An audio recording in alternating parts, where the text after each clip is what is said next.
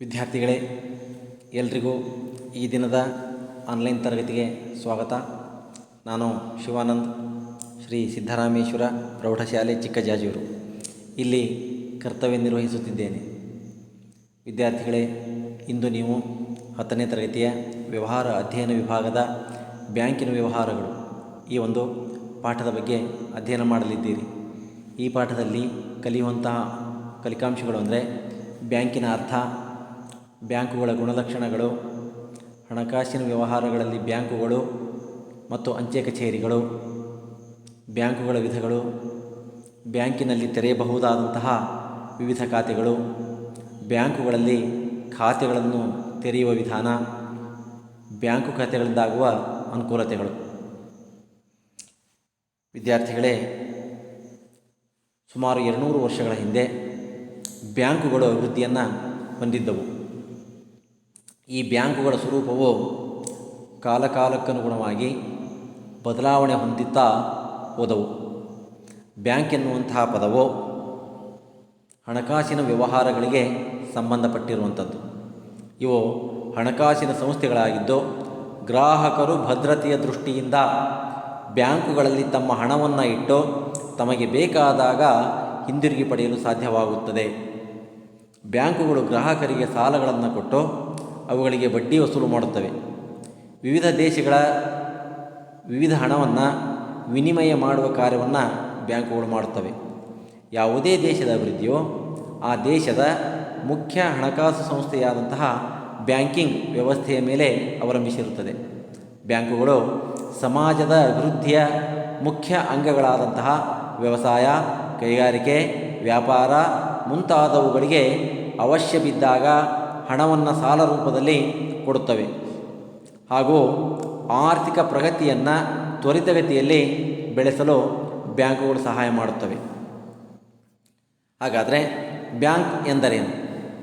Bank ಎನ್ನುವಂತಹ ಪದವು Italian ಭಾಷೆಯ ಬ್ಯಾಂಕೋ ಅಥವಾ ಫ್ರೆಂಚ್ ಭಾಷೆಯ ಬ್ಯಾಂಕ್ ಎನ್ನುವಂತಹ ಶಬ್ದಗಳಿಂದ ಬಂದಿದೆ. ಬ್ಯಾಂಕ್ ಅಥವಾ ಬ್ಯಾಂಕ್ ಎನ್ನುವಂತಹ ಶಬ್ದದ ಅರ್ಥ ಬೆಂಚು ಅಥವಾ ಹಣವನ್ನು ವಿನಿಮಯ ಮಾಡಿಕೊಳ್ಳುವ ಟೇಬಲ್. ವಿದ್ಯಾರ್ಥಿಗಳೇ, ಬ್ಯಾಂಕಿಂಗ್ ಕಂಪನಿಯು ಹಣಕಾಸಿನ ವ್ಯವಹಾರದ ಸಂಸ್ಥೆ. ಅಂದರೆ ಹಣವನ್ನು ತಮ್ಮಲ್ಲಿ ಇಡುಗಂಟಾಗಿ ಇಟ್ಟುಕೊಂಡಿದ್ದನ್ನು ಸಾಲ ಕೊಡುವಂತಹ ಒಂದು ಸಂಸ್ಥೆ. ಬ್ಯಾಂಕು ಹಣಕಾಸಿನ ಸಂಸ್ಥೆಯಾಗಿದ್ದು ಠೇವಣಿಗಳನ್ನು ಸ್ವೀಕರಿಸಿ ಆ ಠೇವಣಿಗಳನ್ನು ಸಾಲ ರೂಪದಲ್ಲಿ ಬೇರೆ ಬೇರೆ ಸೇವೆಗಳಿಗೆ ಒದಗಿಸುತ್ತದೆ. ಬ್ಯಾಂಕು ಯಾರು ಹಣವನ್ನು ಉಳಿತಾಯ ಮಾಡಬೇಕೆಂದು ಬಯಸುತ್ತಾರೋ ಅಂಥವರಿಂದ ಹಣವನ್ನು ಸ್ವೀಕರಿಸಿ ಯಾರಿಗೆ ಹಣದ ಅವಶ್ಯಕತೆ ಇದೆಯೋ ಅವರಿಗೆ ಸಾಲ ರೂಪದಲ್ಲಿ ಕೊಡುತ್ತದೆ. ಬ್ಯಾಂಕಿನಲ್ಲಿನ ಸೇವೆಗಳನ್ನು ಉಪಯೋಗಿಸಿಕೊಳ್ಳುವ ವ್ಯವಹಾರಗಳನ್ನು ಬ್ಯಾಂಕಿಂಗ್ ಎನ್ನುತ್ತೇವೆ.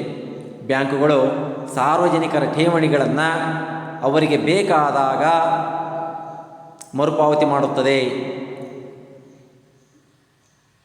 ಅಂದರೆ ಚೆಕ್ಕು, ಡ್ರಾಫ್ಟ್ ಮತ್ತಿತರ ರೂಪಗಳಲ್ಲಿ ಅವರಿಗೆ ಮರುಪಾವತಿಯನ್ನು ಮಾಡುತ್ತದೆ. ವಿದ್ಯಾರ್ಥಿಗಳೇ, ಬ್ಯಾಂಕುಗಳ ಗುಣಲಕ್ಷಣಗಳು.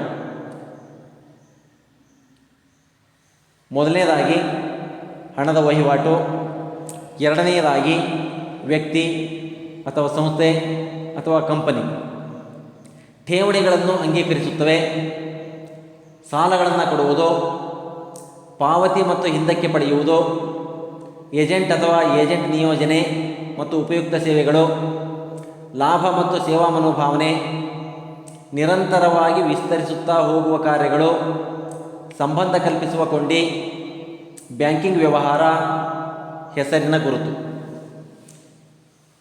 ಈ ಬ್ಯಾಂಕುಗಳ ಗುಣಲಕ್ಷಣಗಳನ್ನು ಒಂದೊಂದೇ ವಿವರಣೆ ಮಾಡ್ತಾ ಹೋಗೋಣ. ಹಣದ ವಹಿವಾಟು. ಬ್ಯಾಂಕುಗಳು ಹಣಕಾಸಿನ ಸಂಸ್ಥೆಗಳು. ಇವು ಸಾರ್ವಜನಿಕರ ಹಣದ ವಹಿವಾಟನ್ನು ಮಾಡುತ್ತವೆ. ಯಾರಿಗೆ ಉಳಿತಾಯ ಮಾಡುವಂತಹ ಮನೋಭಾವನೆ ಇರುತ್ತದೆಯೋ ಅವರಿಂದ ಹಣವನ್ನು ಪಡೆದು ಯಾರಿಗೆ ಹಣದ ಅವಶ್ಯಕತೆ ಇರುತ್ತದೆಯೋ ಅವರಿಗೆ ಸಾಲವನ್ನು ಕೊಡುವಂತಹ ಕಾರ್ಯವನ್ನು ನಿರ್ವಹಿಸುತ್ತವೆ. ವ್ಯಕ್ತಿ, ಸಂಸ್ಥೆ ಅಥವಾ ಕಂಪನಿ. ಬ್ಯಾಂಕು ಒಬ್ಬ ವ್ಯಕ್ತಿಯಾಗಿರಬಹುದು, ಅಥವಾ ಒಂದು ಸಂಸ್ಥೆಯಾಗಿರ್ಬೋದು, ಅಥವಾ ಒಂದು ಕಂಪನಿಯಾಗಿರ್ಬೋದು. ಬ್ಯಾಂಕಿಂಗ್ ಕಂಪನಿ ಅಂದರೆ ಹಣಕಾಸಿನ ವ್ಯವಹಾರವನ್ನು ಮಾಡುವಂತಹ ಸಂಸ್ಥೆ. ಮೂರನೇದಾಗಿ ಠೇವಣಿಗಳನ್ನು ಅಂಗೀಕರಿಸುತ್ತವೆ. ಬ್ಯಾಂಕುಗಳು ಸಾರ್ವಜನಿಕರಿಂದ ಠೇವಣಿಗಳನ್ನು ಅಂಗೀಕರಿಸುತ್ತವೆ. ಈ ಠೇವಣಿಗಳನ್ನು ಠೇವಣಿದಾರರು ಬೇಡಿಕೆ ಇಟ್ಟಾಗ ಅಥವಾ ಒಂದು ನಿರ್ದಿಷ್ಟ ಅವಧಿ ಮುಗಿದ ಮೇಲೆ ಹಿಂದಿರುಗಿಸುತ್ತವೆ. ಈ ಠೇವಣಿಗಳಿಗೆ ಬ್ಯಾಂಕು ಭದ್ರತೆಯನ್ನು ಒದಗಿಸುತ್ತದೆ.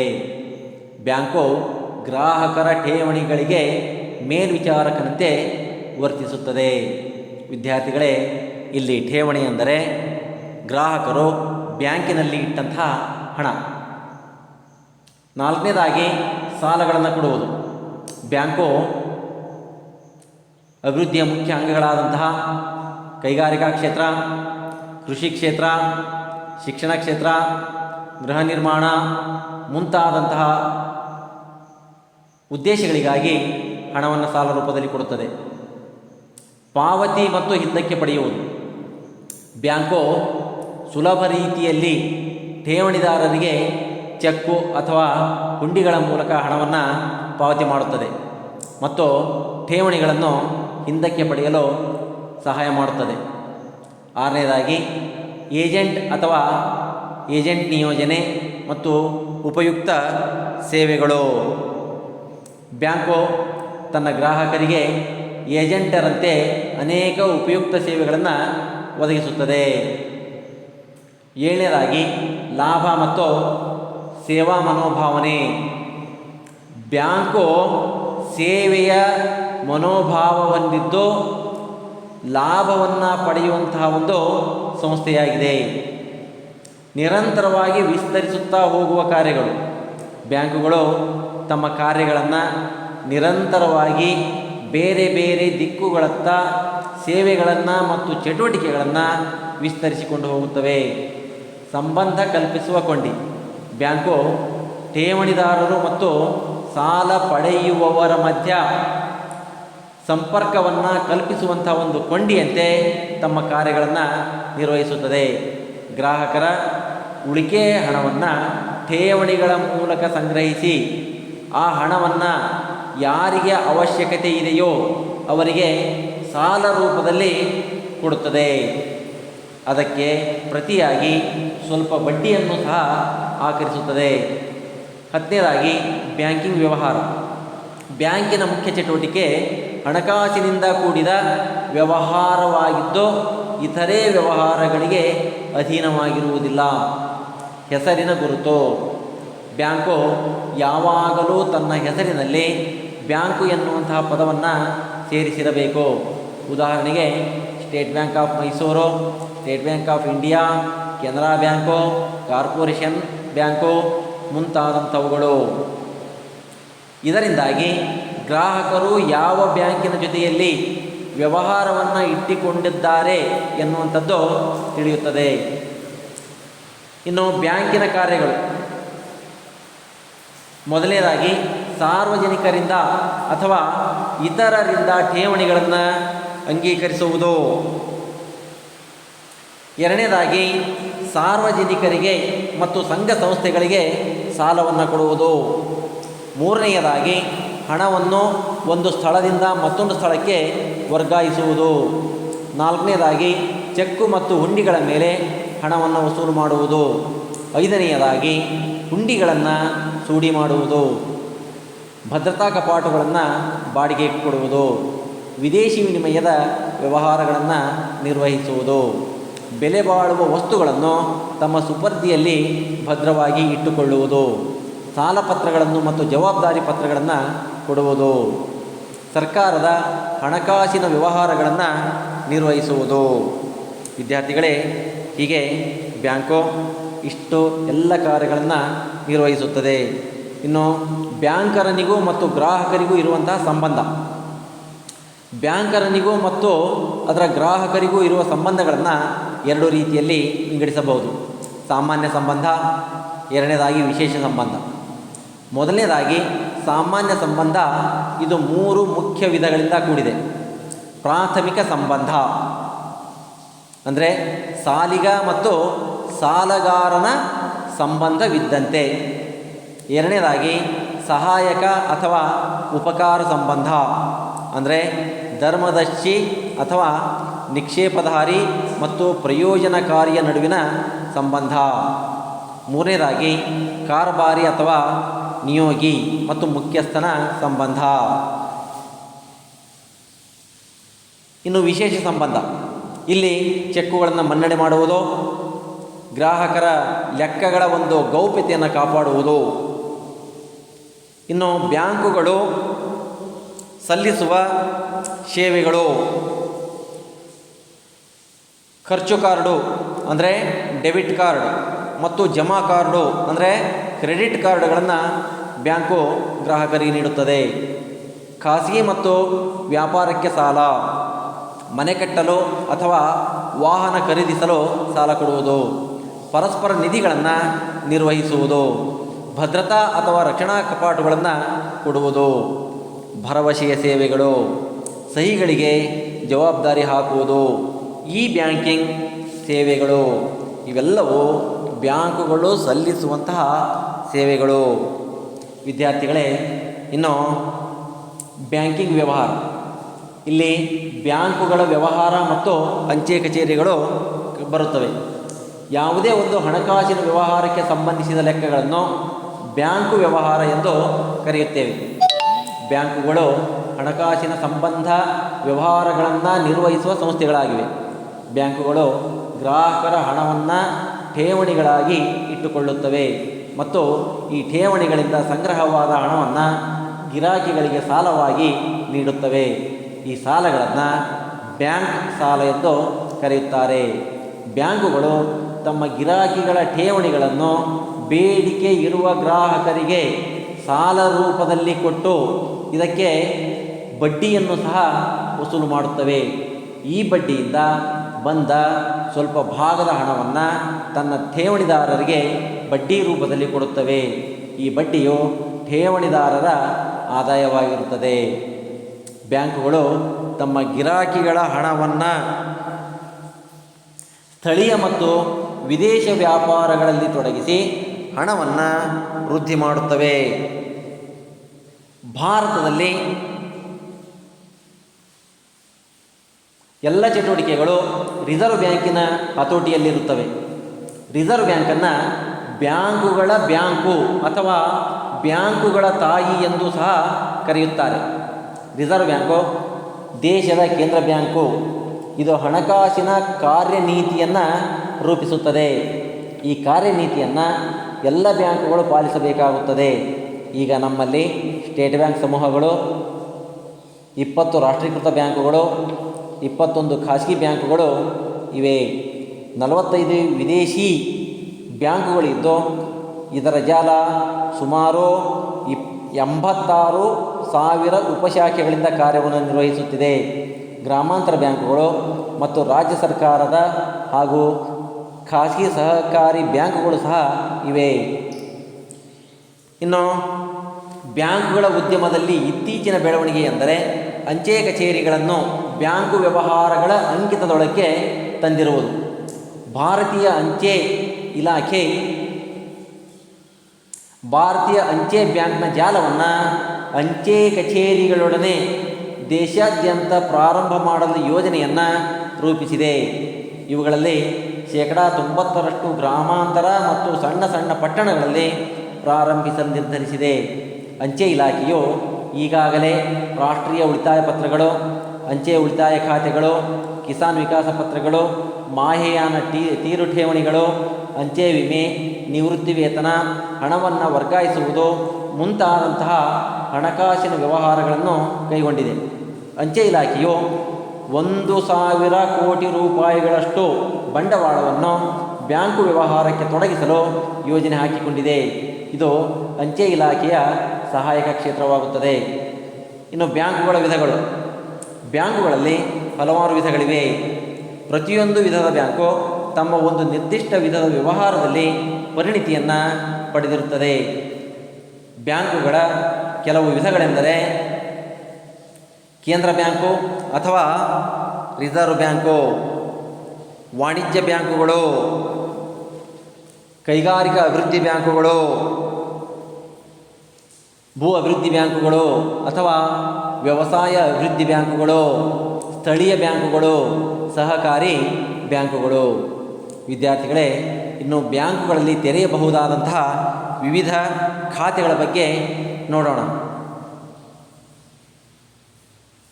ಮೊದಲನೇದಾಗಿ ಉಳಿತಾಯ ಖಾತೆ, ಎರಡನೇದಾಗಿ ಚಾಲ್ತಿ ಖಾತೆ, ಮೂರನೇದಾಗಿ ಆವರ್ತ ಠೇವಣಿ ಖಾತೆ ಮತ್ತು ಕೊನೆಯದಾಗಿ ನಿಶ್ಚಿತ ಠೇವಣಿ ಖಾತೆ. ವಿದ್ಯಾರ್ಥಿಗಳೇ, ಮೊದಲನೆಯದಾಗಿ ಉಳಿತಾಯ ಖಾತೆ. ಸಾಮಾನ್ಯವಾಗಿ ವೇತನ ಪಡೆಯುವವರು ಅಥವಾ ಒಂದು ನಿಯಮಿತ ಆದಾಯ ಹೊಂದಿರುವ ಜನರಿಂದ ಈ ಒಂದು ಉಳಿತಾಯ ಖಾತೆ ತೆರೆಯಲ್ಪಡುತ್ತದೆ. ಈ ಸೌಲಭ್ಯವನ್ನು ವಿದ್ಯಾರ್ಥಿಗಳು, ಹಿರಿಯ ನಾಗರಿಕರು, ಪಿಂಚಣಿದಾರರು ಈ ಖಾತೆಯನ್ನು ತೆರೆಯಲು ಅವಕಾಶವಿದೆ. ಈ ಖಾತೆಯು ಜನರು ಹಣ ಉಳಿತಾಯ ಮಾಡಲು ಸಹಾಯ ಮಾಡುತ್ತದೆ. ಉಳಿತಾಯ ಖಾತೆಯ ಗರಿಷ್ಠ ಮೊತ್ತಕ್ಕೆ ಪರಿಮಿತಿ ಇರುವುದಿಲ್ಲ. ಬ್ಯಾಂಕಿನಿಂದ ಹಣ ಹಿಂದಕ್ಕೆ ಪಡೆಯಲು ಚೆಕ್ಕು ಪುಸ್ತಕ ಅಥವಾ ಹಣ ಹಿಂದಕ್ಕೆ ಪಡೆಯಲು ಚೀಟಿಯ ಮೂಲಕ ಸಾಧ್ಯವಿದೆ. ಎರಡನೇದಾಗಿ ಚಾಲ್ತಿ ಖಾತೆ. ಈ ಖಾತೆಯನ್ನು ಸಾಮಾನ್ಯವಾಗಿ ಹೆಚ್ಚಾಗಿ ಬ್ಯಾಂಕು ವಹಿವಾಟು ನಡೆಸುವ ವ್ಯಾಪಾರಸ್ಥರು, ವಾಣಿಜ್ಯ ಮತ್ತು ಔದ್ಯೋಗಿಕ ಸಂಸ್ಥೆಯವರು ಈ ಚಾಲ್ತಿ ಖಾತೆಯನ್ನು ತೆರೆಯುತ್ತಾರೆ. ಇಲ್ಲಿ ಠೇವಣಿಗಳ ಮರುಪಾವತಿ ಮತ್ತು ಬೇಡಿಕೆ ಠೇವಣಿಗಳು ಅಥವಾ ಉಪಸರ್ಗ ವ್ಯವಹಾರಗಳ ಮೂಲಕ ಹಣವನ್ನು ಹಿಂಪಡೆಯಲು ಸಾಧ್ಯವಾಗುತ್ತದೆ. ಹಣವನ್ನು ದಿನಕ್ಕೆ ಎಷ್ಟು ಬಾರಿಯಾದರೂ ತುಂಬಬಹುದು ಮತ್ತು ಎಷ್ಟು ಬಾರಿಯಾದರೂ ಹಣವನ್ನು ಹಿಂಪಡೆಯಬಹುದು. ಈ ಖಾತೆಯ ಠೇವಣಿಗಳಿಗೆ ಬ್ಯಾಂಕುಗಳು ಬಡ್ಡಿಯನ್ನು ಕೊಡುವುದಿಲ್ಲ, ಆದರೆ ಬ್ಯಾಂಕುಗಳು ತಮ್ಮ ಸೇವೆಗೆ ಸೇವಾ ಶುಲ್ಕವನ್ನು ವಸೂಲು ಮಾಡುತ್ತವೆ. ಇನ್ನು ಮೂರನೆಯದಾಗಿ ಆವರ್ತ ಠೇವಣಿ. ಆವರ್ತ ಠೇವಣಿ ಖಾತೆಗಳನ್ನು ಸಾಮಾನ್ಯವಾಗಿ ಭವಿಷ್ಯ ಕಾಲದಲ್ಲಿ ಯಾವುದಾದರೂ ಒಂದು ನಿರ್ದಿಷ್ಟ ದಿನದಿಂದ ಹಿಂದಕ್ಕೆ ಪಡೆಯಲು ಈ ಒಂದು ಆವರ್ತ ಠೇವಣಿ ಖಾತೆಯು ತೆರೆಯಲ್ಪಡುತ್ತದೆ. ಭವಿಷ್ಯದ ಅವಶ್ಯಕತೆಗಳಿಗೆ ತಿಂಗಳು ವ್ಯವಸ್ಥಿತವಾಗಿ ಠೇವಣಿಗಳನ್ನು ಒಂದು ಅವಧಿಗೆ ಜಮಾ ಮಾಡಲಾಗುತ್ತದೆ. ಅಂದರೆ ಭವಿಷ್ಯದ ಅವಶ್ಯಕತೆಗಳಾದಂತಹ ಮಕ್ಕಳ ವಿವಾಹ, ಬೆಲೆ ಬಾಳುವ ವಸ್ತುಗಳ ಖರೀದಿ, ಭೂಮಿ, ಕಾರು ಮುಂತಾದವುಗಳನ್ನು ಕೊಳ್ಳಲು ಈ ಆವರ್ತ ಠೇವಣಿ ಖಾತೆಯನ್ನು ತೆರೆಯುತ್ತಾರೆ. ಇದರ ಅವಧಿ ಮುಗಿದ ನಂತರ ಠೇವಣಿ ಮಾಡಿದ ಹಣದ ಜೊತೆಗೆ ಬಡ್ಡಿಯನ್ನು ಸೇರಿಸಿ ಹಣವನ್ನು ಬ್ಯಾಂಕು ಹಿಂದಿರುಗಿಸುತ್ತದೆ. ಇನ್ನು ನಾಲ್ಕನೆಯದಾಗಿ ನಿಶ್ಚಿತ ಠೇವಣಿ ಖಾತೆ, ಫಿಕ್ಸೆಡ್ ಡೆಪಾಸಿಟ್ ಅಕೌಂಟ್. ಈ ಖಾತೆಯಲ್ಲಿ ಠೇವಣಿಯನ್ನು ಒಂದು ನಿಗದಿತ ಅವಧಿಗೆ ಇಡಲಾಗುತ್ತದೆ. ಠೇವಣಿ ಹಣವನ್ನು ನಿಶ್ಚಿತ ಅವಧಿ ಮುಗಿದ ನಂತರ ಠೇವಣಿದಾರರಿಗೆ ಪಾವತಿ ಮಾಡಲಾಗುತ್ತದೆ. ಈ ಠೇವಣಿಯ ಅವಧಿ ನಿಶ್ಚಿತ ತಿಂಗಳುಗಳಾಗಿರಬಹುದು, 6 ತಿಂಗಳುಗಳಾಗಿರಬಹುದು, 1 ವರ್ಷವಾಗಿರಬಹುದು, 5 ವರ್ಷಗಳಾಗಿರಬಹುದು ಅಥವಾ 10 ವರ್ಷಗಳಾಗಿರಬಹುದು. ಠೇವಣಿ ಹಣವನ್ನು ನಿಗದಿತ ಅವಧಿಗೆ ಮುಂಚೆ ಹಿಂದಕ್ಕೆ ಪಡೆಯಲು ಸಾಧ್ಯವಿಲ್ಲ.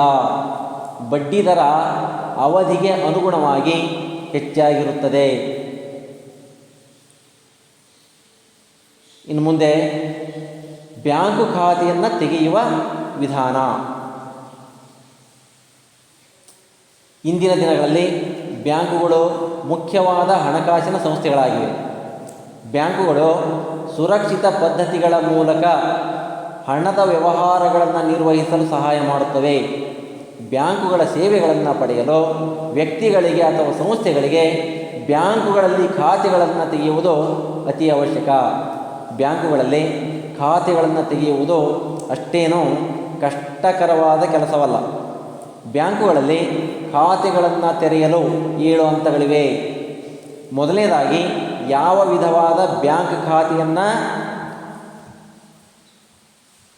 ತೆಗೆಯಬೇಕು ಎನ್ನುವಂಥದ್ದು. ಎರಡನೆಯದಾಗಿ ಬ್ಯಾಂಕಿನ ಅಧಿಕಾರಿಯನ್ನು ಸಂಪರ್ಕಿಸುವುದು.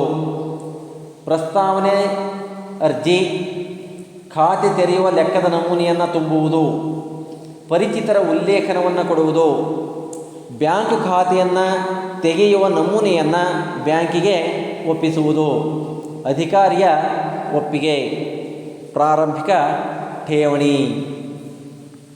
ವಿದ್ಯಾರ್ಥಿಗಳೇ, ಮೊದಲನೇದಾಗಿ ಯಾವ ವಿಧವಾದ ಬ್ಯಾಂಕ್ ಖಾತೆಯನ್ನು ತೆಗೆಯಬೇಕು ಎನ್ನುವಂಥದ್ದನ್ನು ನಿರ್ಧರಿಸುವುದು. ಬ್ಯಾಂಕುಗಳಲ್ಲಿ ಅನೇಕ ರೀತಿಯ ಖಾತೆಗಳಿವೆ. ಉಳಿತಾಯ ಖಾತೆ, ಚಾಲ್ತಿ ಖಾತೆ, ಆವರ್ತ ಖಾತೆ ಮತ್ತು ನಿಶ್ಚಿತ ಅವಧಿಯ ಠೇವಣಿ ಖಾತೆ. ಬ್ಯಾಂಕಿನಲ್ಲಿ ಖಾತೆ ತೆರೆಯುವುದಕ್ಕಿಂತ ಮುಂಚೆ ತಮ್ಮ ಅವಶ್ಯಕತೆಗೆ ಅನುಗುಣವಾಗಿ ಯಾವ ರೀತಿಯ ಖಾತೆ ತೆಗೆದರೆ ಉತ್ತಮವೆಂದು ನಿರ್ಧರಿಸಬೇಕಾಗುತ್ತದೆ. ಬ್ಯಾಂಕಿನ ಅಧಿಕಾರಿಯನ್ನು ಸಂಪರ್ಕಿಸುವುದು.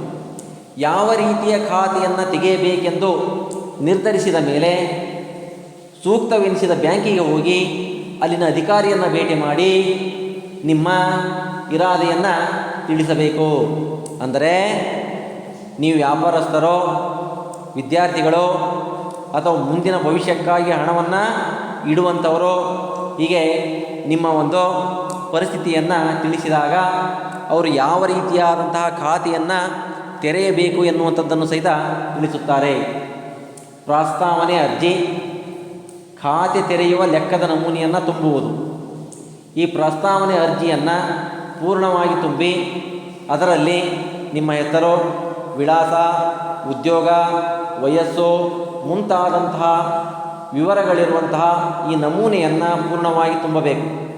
ಅರ್ಜಿಯ ಜೊತೆಗೆ ನಿಮ್ಮ 2 ಅಥವಾ 3 ಮಾದರಿಯ ಸಹಿಗಳನ್ನು ಮಾದರಿ ಸಹಿಗಳ ಕಾರ್ಡಿನಲ್ಲಿ ಮಾಡಬೇಕಾಗುತ್ತದೆ.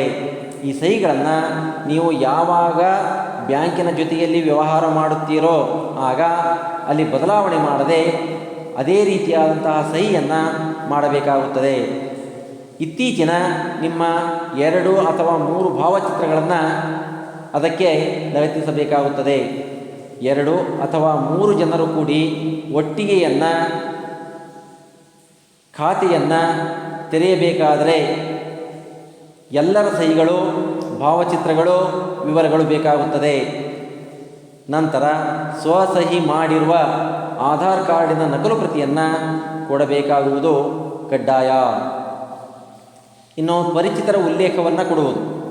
ಬ್ಯಾಂಕಿನ ಖಾತೆಯನ್ನು ತೆರೆಯಲು ಆ ಬ್ಯಾಂಕಿನಲ್ಲಿ ಈಗಾಗಲೇ ಖಾತೆ ಹೊಂದಿರುವವರ ಅಥವಾ ಗೌರವಾನ್ವಿತ ವ್ಯಕ್ತಿಗಳ ಪರಿಚಯವನ್ನು ಅರ್ಜಿ ನಮೂನೆಯಲ್ಲಿ ನಮೂದಿಸಿ ಅವರ ಸಹಿಗಳನ್ನು ಮಾಡಿಸಬೇಕಾಗುತ್ತದೆ.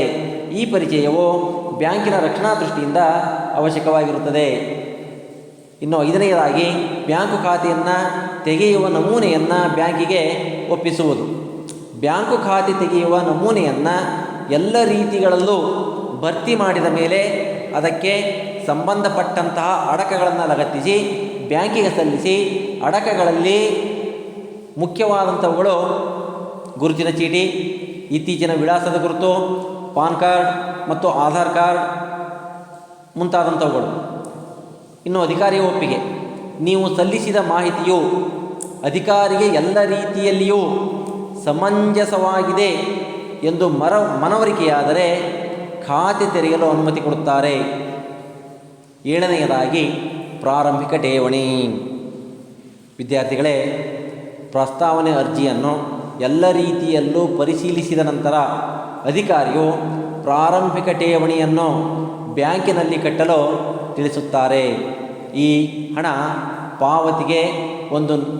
ಪಾವತಿಗೆ ಒಂದು ನಮೂನೆ ಇದ್ದು ಇದನ್ನು ಚಲನ್ ಎಂದು ಕರೆಯುತ್ತೇವೆ. ನಿಶ್ಚಿತ ಠೇವಣಿ ಖಾತೆಯಾದರೆ ಮತ್ತೊಂದು ಅರ್ಜಿಯನ್ನು ಭರ್ತಿ ಮಾಡಬೇಕಾಗುತ್ತದೆ. ನಂತರ ಕಾಯಂ ಠೇವಣಿ ಪತ್ರವನ್ನು ಕೊಡುತ್ತಾರೆ. ಆವರ್ತ ಖಾತೆಗೆ ಪಾಸ್ ಪುಸ್ತಕವನ್ನು ಕೊಡಲಾಗುತ್ತದೆ.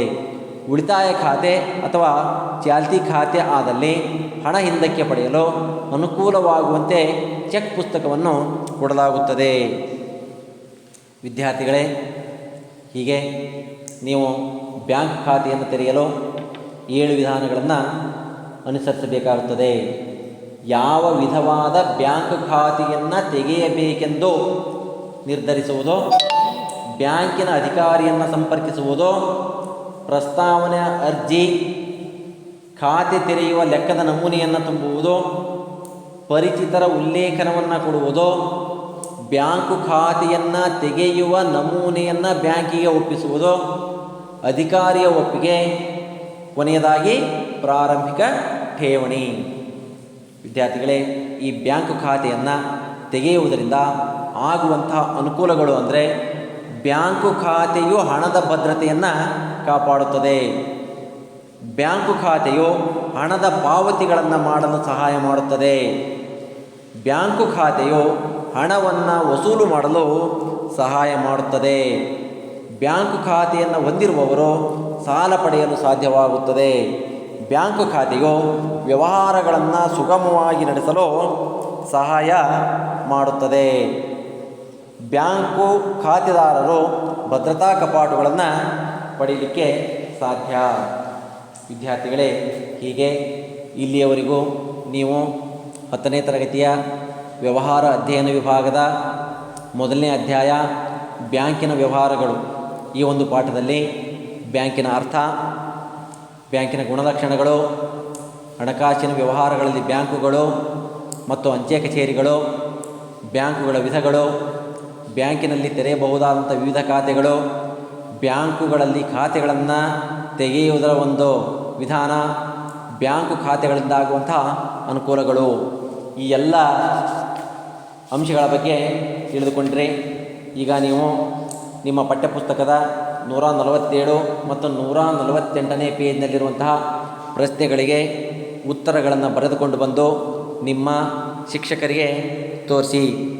ಎಲ್ರಿಗೂ ಧನ್ಯವಾದಗಳು.